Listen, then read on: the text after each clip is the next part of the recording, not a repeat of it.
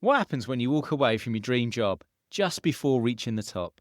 How do you go from working on a 300-foot super yacht to launching your own marine business, co-founding a community cafe and leading run clubs, all before the age of 30?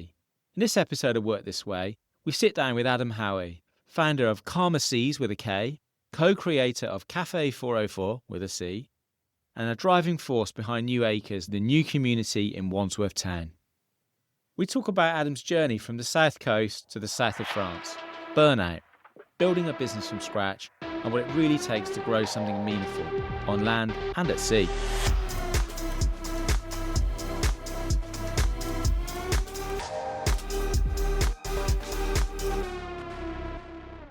Hey, welcome back to Work This Way. Today we are recording in Wandsworth and we are joined by Adam Howie. Adam, say hi, introduce yourself. Hi, I'm Adam. It's great to talk to you and be on Work This Way. It's a pleasure to have you here. We're recording in FOUNDRY Wandsworth. We know you because we work together at New Acres, which is where you have a business and also where you live. How did you end up at New Acres? Tell us that story.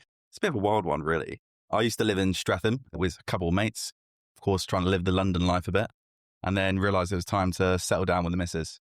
So ended up trying to find a place together. Found it really hard to get a flat just because London property market, and a nice one. You want somewhere nice to call home. And luckily, strolling through Instagram, we went and spotted New Acres Wandsworth. And we were the first people to go and view it. And within half an hour, we had signed ourselves up for an apartment. It's a massive site, 18 tower blocks, 1,100 homes, incredible amenity, and a lot of retail/commercial, which is being curated by the team. But Ad, we know you because we work together on 404, Cafe 404, Absolutely. Which is an amazing community space, really. We got drived into it because I met one of the guys called Kevin, who's one of the curators for the space. And talking to him, he was trying to create this community. And I love the idea and the energy that was pulled from it. And I had a bit of downtime from work. So thought, you know what? I want to see if I can get involved. 404, not the error message? Not the error message. That is the apartment number. We had 3 weeks to develop it. And all of a sudden I was standing outside my door and looked at it and said, all right, my apartment number's 404. Hey, that could be quite fun. Let's roll back a little bit. We know why you're in New Acres, Wandsworth, but you're not from London. You're a Hampshire boy, right? Oh, yes. Yes, I was born and bred down in Hampshire. So it starts off in a little place called Hambledon, where I spent most of my life, about 20 minutes off the water, with me and my 4 sisters. 4 sisters? Wow. Yeah. Did they protect you? Oh, Okay, yeah. Very protective. Yeah, my dad kept on going until he got a boy. That was his way. So you were 5th? I was 5th. You were 5th down the line. Right. Yeah. So the amount of princess costumes I've been put into, I can't count on my hands. I did wonder why you looked so good on that paddleboard the other day, dressed as a mermaid. It's my natural space. I know that what you've done with Kevin Haley at New Acres, community has been a big part of Cafe 404 at the New Acres Experience, or NEX, as it's known. Where's that community spirit come from? Where's that love of community come from, which you fostered so well here? I guess community is basically a big family. Yeah. That's what we're trying to create. And I had a big family at home. Had a massive family. I've got 13 cousins as well. That kind of introduced me to this kind of small community as aspect. And you want to push that on people. You want to make this big family. People you trust, people you can go to comfort in. And that was a nice piece about it. Being able to just trust everyone around you. And you seem great at cultivating that. The Run Club is a real success at 404. Yeah. You have weekly turnouts for your 5 and 10Ks. I don't think I've done one, but I promise I will. Ad, you went to school down in Hampshire? Yep, went to school down in Hampshire. So I was lucky enough to go to a private school down that way called Churches College. Did you finish school early? Did you see it? No, finished school normal, went to sixth form, was meant to go to university, took a gap year, realised that I didn't want to go to university. Were you sporty at school? Rugby. Yeah. Rugby was my sport. It took a lot of pushing for me to be in it. But yeah. Is that your dad? Yeah, that was Not my your dad. Sisters, right? Yeah, not my sisters. Yeah. But my dad was, he was a massive influence to it. I didn't rugby at first. And yeah, I didn't actually really like it at all when it was going out in the cold and rain and playing sports. As soon as he convinced me to go a few times, I just felt myself getting better and I started enjoying it much more. So he knew what was best for me at that point, and I totally agree with him now. After school, sixth form, did you go to uni? Went into sixth form, was meant to go to uni, so had a place to study at Cardiff, to study engineering there.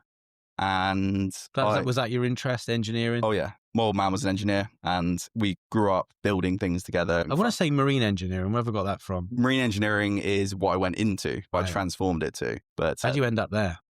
It's like an apprenticeship really. So I went away onto yachts in my gap year. So one of my mates said, let's go onto it. Let's go and have some fun on yachts. And so I went and did this course, learn more about it. This is crewing yachts? This is crewing a super yacht. Oh, wow. So yeah, big boats. I didn't realize existed when I was 18. How old are you now, Ed? 18 at that point. 18 years old. So went and did this course, went out when I was 18 and thought, you know what, let's try and find myself a job. So went out to the south of France, blew all my savings that I'd ever earned and took a flight back home. And then luckily I met a guy in a bar one of the evenings who went and phoned me up and said, actually, let's talk about your first job. Yeah, I'll give you a few weeks work if you can get out to Barcelona. And a couple of days later, he offered me a full-time position when I was out there. Wow. 18. When I was 18. What an adventure. Oh yeah. Spent 6 months in Barcelona, had an amazing time. I was working out on deck then. So very different to what I transitioned into. So we're cleaning, we're playing with the toys. So that's jet skis, tenders. And then I went and transitioned into engineering because that was my true passion. And it made me realize that, you know what, I don't need to go to university to follow a passion of mine. So just went and stayed out on yachts and yeah, had a very good time working my way up. What came next? It was a transition then. It was the transition into how do I go into engineering? Because I saw these guys I was working with. They were going in, fixing the stuff that had broken down. And I saw them and I was kind of like, I want to be that person, be the person that goes and finds a solution to something. So when I spoke to one of the chief engineers there. So you're on the boat. On the boat. You're on the yacht, sorry. Yeah. And you're talking to the crew, your fellow crew members. And he's telling me, how do I progress to myself to get to somewhere where you are? And he taught me through the steps and he said, the first step is you've got to go and work as a deck engineer. So in between the two. So yeah, luckily position opened up and I was able to go for a deck engineer. Another yacht? On that same boat. On that yacht? On that yacht about 3 weeks later. 3 weeks after I had the conversation. Add difference between a deckhand and a deck engineer. So a deckhand will go and sort out everything outside, clean and play with the toys. A deck engineer will do that, but also in the non-busy times, we'll go and do the engineering work as well. So we'll do the generator services and find solutions to problems, which was a mix of and best of both worlds. What's the biggest super yacht that you've worked on? So I worked on a 96 meter super yacht. So that's like a 300-foot ship. Oh yeah. That's a ship. Right? That is a ship. Yeah. It's massive. 2,999 gross tons. So it's a ferry. Big old thing. Yeah. 36 crew at all times. So 36 crew before the owners get on. Oh yeah. With their entourage. Exactly. So then you have all the PAs. So you're allowed to talk about the name of that particular ship? Yeah. I worked in the boat called Faith and that was owned by a guy called Lawrence Stroll, which everyone might know from the Aston Martin F1 purchase. The Formula One guy. Yes, exactly. His son races in the team. He does, yeah. Amazing. You must have met some incredible people on that journey. Oh, yeah. You saw a lot of celebrities, spoke to a lot of celebrities, and it made that persona of all these celebrities. They're all just normal people, and they might be perceived in a weird way over Daily Mail and all these other articles. They're just normal people wanting to have a chat. At you're 18, you're progressing quickly through the ranks, you're deckhand, deck engineer, with aspirations to be a chief engineer at some point. Now, I'm assuming you've got to go to school for this now. You've got to leave this wonderful lifestyle. What is the hierarchy on a ship, on a super yacht, a 300-foot super yacht? What does it look like? You're a captain. There's the captain, and then below them is two people. There's one, the chief engineer, and the chief officer. So chief officer is responsible for kind of safety on board. Chief engineer is also responsible for that, but all the maintenance and everything else to go with it. So you must have seen some incredible places at a young age. Must have been massively inspiring. Oh, yeah. Were you inspired by the opulence, the wealth, the status symbol that comes with a 300-foot super yacht? Did that inspire you? It did in some way, that I like the lifestyle in some way. But then I go and look at the people's faces that are getting on these yachts, that are getting on these helicopters. You don't often see them smile. The true reasoning behind money doesn't buy happiness. And it's true. And I've seen that through firsthand of seeing some of the richest people in the world. And again, you realize that it doesn't buy happiness, which kind of led on to what I wanted to do later on, because I realized it's not all about money. It's about fulfillment and lots of other avenues. And it's really interesting to hear about your take on witnessing the ultra high net worths and their trophy assets. And actually, not all of them were particularly happy. No. Not too many smiles, even. I think I would be grinning from ear to ear for a period of time till I started to see the bills come through, I'm sure, and the salaries that to keep that thing floating. I know that you're entrepreneurial, and I often forget, and I've known you for about 6 months, probably now, maybe a year actually. I often forget how young you are. We're talking about everything here happening in a 10-year period of time, from getting that first opportunity in Barcelona to where we are sat here today and the business that you now operate in the marine world. Before we go there, let's cap off. Where was your favourite place to be birthed? Of all the places you've been lucky to date, because I know you're travelling all the time, to date, where's your favourite place? It would have to be Miami. Wow. There's something about that place which is always seen, and it's always seen on movies, everything like that. It is those magical lands where anything can happen. And there's so many different variety of people and different neighborhoods that you can go to and visit. If I'm ever given a chance when I was away, I would get off the boat as soon as possible and go and explore. And Miami had so much to offer. So that was definitely the favorite place. You're on the ship. North Star for you is chief engineer. What happened next? Over the next 4 or 5 years were a lot of courses, a lot of exams. I had to work my way up. And I was slowly taking those exams, realizing that slow and steady, I was enjoying it a little bit less and less. It all became about the paperwork. And you're living on a boat at this point. Living on a boat at this point. Yeah. And you're able to do these exams remote. So it allowed you to work, it allowed you to play, it allowed you to do everything. And at the same time, you had to do all these courses. Now, a lot of the chief engineers that I was working with at that point were sitting behind their desk. All they were doing was paperwork. And that's not what I signed up for. Yeah, I worked my way up and realized just before I was going to take my final chief engineer exams that it wasn't the life that I wanted to have at the end of it. I'd had an amazing time and I would recommend it to anyone, but I didn't want to be stuck in that role all this time that I've been working for. I didn't want to be stuck in this one aspect. You're a hands-on guy, aren't you? Yeah. I want to get involved. Yeah. And whether it be get involved mentally with other people or get involved physically with the engines or making anything. So that's where I almost took a step back and a rethink of what I wanted to do. Your dad had his own business? Yes. Yeah. So what was your dad's business? So my dad ran a few different companies. So he started in the Navy. And when I was born, he left the Navy and started his own company. So he started a company called ATS Heritage. And that was basically, if you go to Buckingham Palace, Balmoral Castle, you're given these audio guides that take you around it. And it was him that went and created these and sold them on to people around the UK. So you put an earpiece in and you walk around. Exactly, yeah. And you saw it evolve as it went along. So it went from just listening to audio to having a touchscreen device in front of you where you were seeing these performances by actors going on to recreate what was going on. You'll probably say now he should have been concentrating on the bigger picture, but that bigger picture didn't matter because he was loving what he was doing, building this company up at the same time as loving the directing work and everything else that came with it. How do you monetize that business, Ab? What's the mechanics of the business? So it took me quite a while to realize where the monetization is. After the first few clients that I dealt with, it went through to, we need to get this cash flow in the business. How do we do this? So then we, instead of doing kind of that hour by hour call, we go and do fixed retainers for clients for management fees. So that went escalated. So we can have berth bookings happen by another person that I've hired.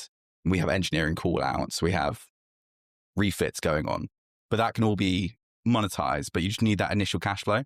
So we did that by having the monthly retainer scheme. So we didn't have to worry about it in some way. And for those of us that don't know boats, give us an idea what the services look like from CalmerSeas.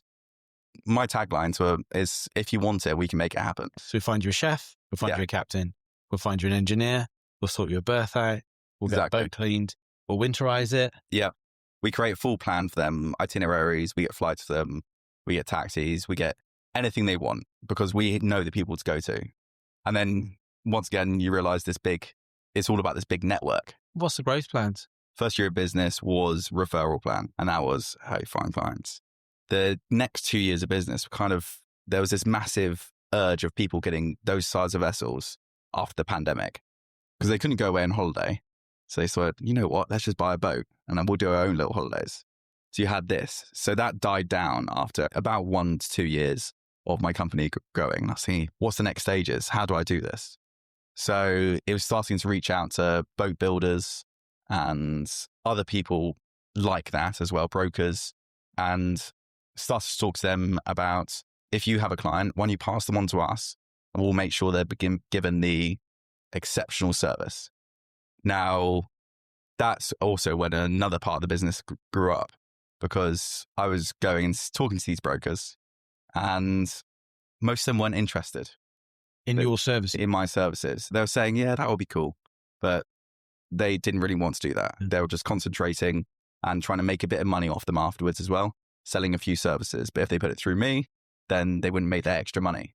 So that's when I started my brokerage side as well, which was a bit of a punt. It was, all right, let's see if I can start that. So estate agent of the seas, how does it work? Do I come to you looking for a specific boat? If someone comes to me and says, I want a trawler style vessel, I can man just me and my wife. I'll go out there, I'll research a few and I'll find the perfect vessel for them. So you'll go out and actually visit the vessel? Visit it, or yeah, exactly. So see what's in the market, speak to other brokers and say, what have you got for sale at the moment? And I'll try and find the perfect vessel for them. And I'll go and say, here you go. Here's the vessel for you. And this will be right. This will fit your criteria. And we'll go through the purchase process. But also what we've done is taken some of our clients' vessels because they don't want anyone else selling it because we've looked after the boat, which were their specific words. So it's a nice route to market. It is. So we look after the boats and then we can sell them on for them. Why you? Why CalmerSeas? What's your USP? The brokerage side is the cutthroat side. That's really the bit where people are going to go behind each other and try and get a client off you. You're hustling. That's not the hustle side of your business. Yeah. Your management business. The management business is, there's not many people that do what we do. Yeah. And that personal feel is what people like. There's a lot of yacht management companies out there, but the yacht management deal with just the berthing, the documents. But what everyone wants is this engineering support. They want to know if they call someone in the middle of the night and say, my shore power's gone down. What do I do? Take me through the steps. That someone could pick up the phone and say, take you through the steps and get it back online. Not, I'll send an engineer around in the morning or when I can get one. Because by that point, your ice cream's defrosted in the freezer. And the team I've built is very much based on engineers, not management. So they can pick up the phone and they can talk to people through problems. Your younger years, it wasn't quite so straightforward for your dad. You're one of 5, right? Yep. Your dad obviously was incredibly strong-willed to look after you all. Tell us about the first 4 or 5 years of your life. It's probably not the average growing up. I was unfortunate enough to lose my mum when I was 3 years old. So I have 0 memories of that time. All my memories are my sisters and my dad looking after us. And then eventually my dad found someone else called Audrey, and she's come in and she's the mother. And that's how I see her. So I'm lucky enough, I can say sometimes, to have 2 mums. Yeah. What was your mum's name? Alison. Alison. It's lovely. Yeah. Yeah. I had a second mum called Alison as well. Yeah, she passed away as well. Oh, yeah. It's a tough game to go around. And when you're growing up and a kid and you don't really know what to say, you don't know if people ask you about what's your mum's name and stuff like that. And I'm like, School yeah, kids. school kids. Yeah. So it's always that difficult ground to play. But luckily, I could always look up to my dad, who went and led us forward and has stayed as the strong individual inside of our family. And the energy, your drive definitely comes from your dad, Mike Howie. Yeah. That exudes out of you. I'm sure we'll meet Mike at some point. Oh, yeah. He's the biggest kind of bounce of ideas. I phone him almost every day. What do you think of this? What do you think of that? Exactly. Yeah. And he'll come back to me and he'll say, son, you got to do things in this format and you got to be like this directly. Because he's run his business. He ran a few little ones on the side as well. So he ran his business, but he's set in his ways a little bit. So when we speak about it and he says, we must do it like that, I'm like, actually, I know I'm better in this one because it's a new day and age. Yeah. So I always have my own little spin on it. Yeah. But then I look back on it and think, actually, that big one word of advice, he was telling the truth, but in his own special way. What I do. It's simple. Yeah, exactly. Yeah. Exactly. Yeah. And look after your staff, which was one of the biggest ones from him. He said, no matter what, when we're going through tough times in the company, you go and say, let's make this Christmas party something to remember. And it gives your staff something to work forward to, even if it can be as a simple thing as, let's say, going paintballing or just going to a pub, but just making sure there's symbols to remember it by. And that's what I've lived forward and what I'm planning for everyone that works for me. Ad, you're busy all the time. More importantly, how do you protect yourself from burnout? It's a very difficult thing. And I've learned it the hard way. Okay. I've definitely, over the last 8 months, if not more, I've hit almost that point of burnout quite a few times.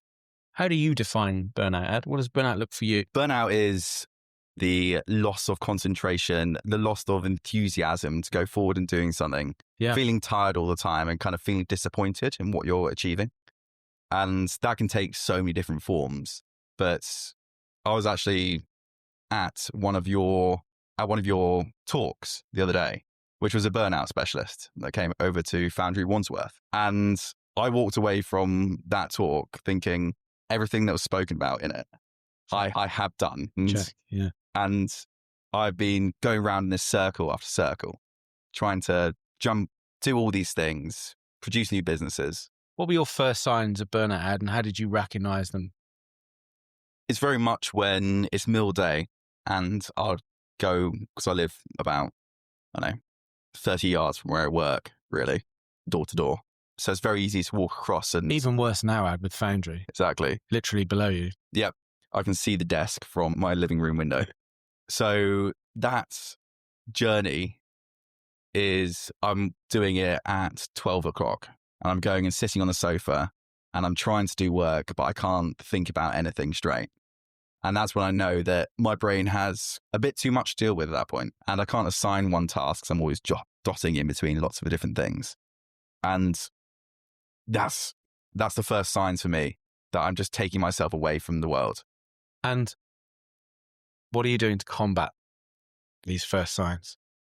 It's clearly you're aware. Yeah. I know this is easier said than done. Oh, definitely. I've done it, let's say, got to the point of burnout about 3 times in this last year. And the first few times were, I'm just going to take some time, do a little bit of work. And then it would often be that one of my clients would call me up and say, I need a hand. And I'll get away from the world for a bit. And that would actually sort me out. And I'll come back with a kind of refreshed mind. But now I've made sure I don't take on the responsibilities for things that I can give away, being the key thing. So I hired a PA a couple of months ago to take a load of workload off me. So I don't have to, a lot of aspects I trust her with. And it's taken a few months to build that trust and to make it work. This is handling your diary, your flights, where you need to be. Yeah. Making sure you're spending time with your team and your clients. But also it's bouncing ideas off more than anything, because you're a solopreneur. You don't have a co-founder. Not for CalmerSeas, no. For CalmerSeas, yeah. And it's been the transition into having these new businesses recently where I am a co-founder. And that's probably been the most difficult thing for me, because I'm used to saying, yes, no, yeah, we'll do that. Or no, I disagree, let's not do that. And now it's gone into, I must ask the other partner and we must agree on a topic, which it's been quite difficult because I've just said yes to a lot of things and said no to a lot of things. I get a call saying, when do we approve this? Yeah, partnerships are not easy. They're never easy. But having co-founders, it adds value. It takes away from some of the loneliness that you can have being a solo founder. Absolutely. That's what Claire, my PA, has done for me, because she goes and reminds me and makes sure that the other person is knowledgeable about the situation and being like, okay, so next steps, we need to do this. Some of the steps I don't think about because I'm thinking A, B, C. Yeah, play through. And they're talking about A1, A, and all the little steps that go in between. So yeah, it's helped out a lot having her on board and being able to trust. So if I am a resident of New Acres or in the wider community of SW18 and beyond, how do I get in touch with the Run Club? How do I find you? Find us on Instagram is the easiest way. So by looking at Vibe with 404. Vibe with 404. Because it's not just 404 as a cafe. We're not just going to put a name in there. What we're creating is something behind it. So you're vibing with us. Was a whole aspiration for that name. It's a community. Ad, clearly you are a matchmaker in the yachting world, whether you're looking to buy a yacht, sell a yacht, or manage the experience of owning a yacht. Is there tech out there or can you develop tech, or is this just simply one of those human to human experience relationships, transactions that can't be replicated via an app? I think there's definitely some aspects of it can be replicated as an app. And it's funny enough because I have another guy, Tom, at the moment I work with, who is an ultimate techie guy. And I used to work with him when I worked on Stroll's big super yacht. And me and him are developing an app at the moment. And we're developing this app to take you through all the flows, all the systems, to take what I'm doing, where I am saying, you know what, you're in this location and I have someone here that I advise for this issue. And automatically it will put them through to them and go and say, now we can book them in for a date. That person can go back with dates. And it's this back and forward process of what I do, basically. So we're trying to make this a platform so that it can take me out as the middleman. I'll still sell the product and I'll still be there if they need it. But it takes a lot of my time and energy off by creating technology to connect the two dots. What you're reading, what you're listening to, what you're watching. I'm a bit of a sucker for just any old dribble to drive my brain into having a kind of a rest and relaxation. Do you mean doom scrolling, any old dribble? Doom scrolling, I get myself out of the habit of.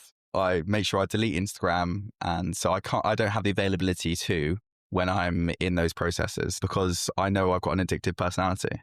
So if I get stuck in it, I will just end up going for it, not be productive at all. So between kind of just finding anything else on Netflix, Disney, some 17 series drama. I know everyone would hate me for this, and if I told people, but I watched Grey's Anatomy and I just put that on the background. Didn't even watch it. Just had it in my ear, just listening to something going on in the background, and it would engage me enough, but allow me to switch off. How can our members, listeners support you? I guess for me, it is growing my business. Yeah. And growth comes with every inch of, you need someone in a specialist format in every business. So whether it be from marketing, whether it be from website building, to some photography aspects, to some accountancy points of views, to EIS structures for your companies. So I think I'm sure there's a lot of people inside of Foundry and a lot of people that I've already met who straight away are saying, you know what, I actually am a bit of an expert in this. This is what I do. Can I help you with that? And where can we find you personally? Easiest place is on LinkedIn. So just search Adam Howie. And CalmerSeas? CalmerSeas is calmerseas.co.uk. As simple as that. Adam, it's been a real pleasure having you on today on Work This Way. You've been a pivotal part of New Acres, 404, or Vibe with 404, the Run Club, the coffee shop, working with Kevin Haley, the Royal College of Arts in the New Acres experience, or Nexus we call it. And now to see you working from Foundry and see you grow CalmerSeas and your other businesses that you're working on, it's a real pleasure. We thank you for everything that you've done for us. And we thank you for being such a great ambassador, because I know you're out there talking about Foundry all the time in the local community. So Ad, thank you, mate. And I wish you all the best with CalmerSeas, and we'll be watching your journey closely. Thank you, because you've been a massive inspiration as well for what's coming around here. So thank you for having me on here. And I love FOUNDRY Wandsworth, and I will always say good things about it because that's how I feel. Thanks for listening to this episode of Work This Way. Adam's journey spans engineering, entrepreneurship, and community building. And somehow, he's only just getting started. If you're at New Acres or FOUNDRY Wandsworth, you already know Adam, the guy making things happen behind the scenes. See you next time on Work This Way.